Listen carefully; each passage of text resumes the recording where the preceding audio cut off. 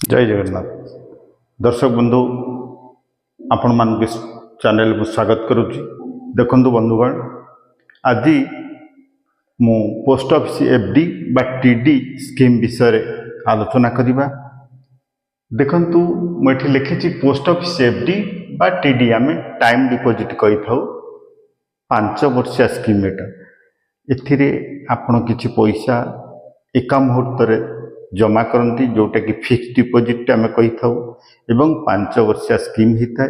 वर्तमान करेंटली जो सुधार आर अच्छी वर्तमान 7.5%।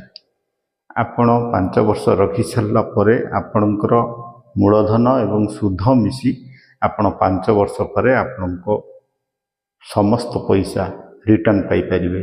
देखंतु बंधुगण आज गोटे कैलकुलेशन करिछि जोटा कि जदि आम 5 लाख टंका फिक्स करती पोस्ट ऑफिस एफडी रे बा टीडी रे ताहले 1,92,839 टंका आपन को 5 वर्ष रे इंटरेस्ट मिलियो।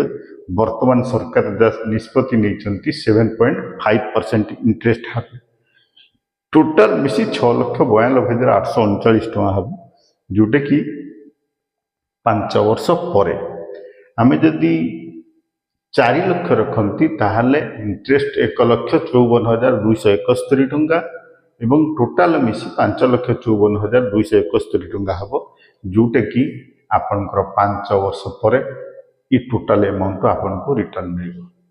आम जदि 3 लाख ऊपर को जीवा ताले 1,15,703 टंका आपन को इंटरेस्ट मिल एवं टोटाल आपन को मैच्योरिटी वैल्यू जोटा कि 4,15,703 टंका।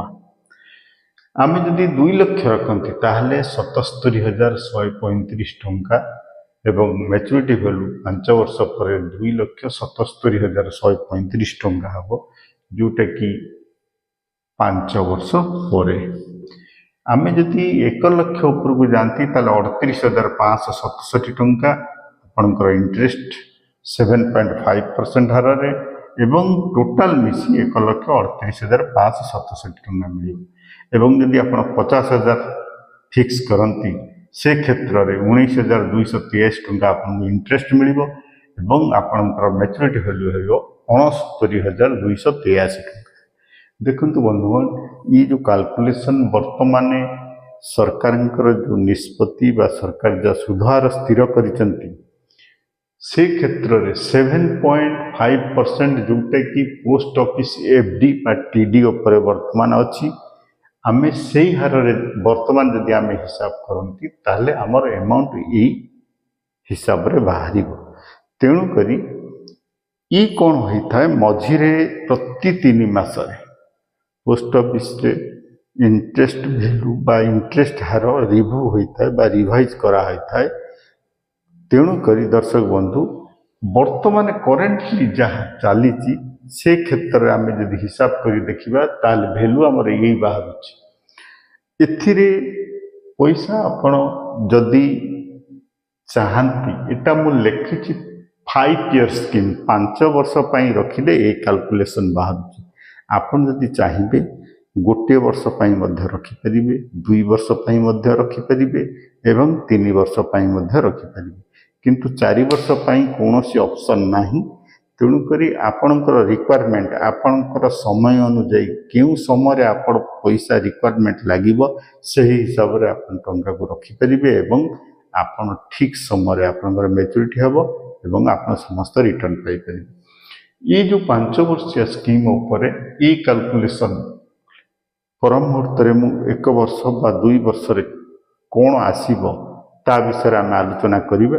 किंतु आपण मन रखिए जिते बेले आपण पैसा रखिए आपणकर रिक्वायरमेंट आपण केते समय पैसा रखुचंती ताकू स्थिर करिवे एवं तापरे आपण सेई बयस बा सेई टाइम को बाछिबे। वर्षे हो पारे बा 2 वर्ष हो पारे बा 3 वर्ष हो पारे किंतु आपण जदि 5 वर्ष रखुचंती धरंतु गोटे वर्ष पर भांगुचंती ताहले आपण जहाँ भी हेले लॉस हम जोटा कि इंटरेस्ट हार कमिज।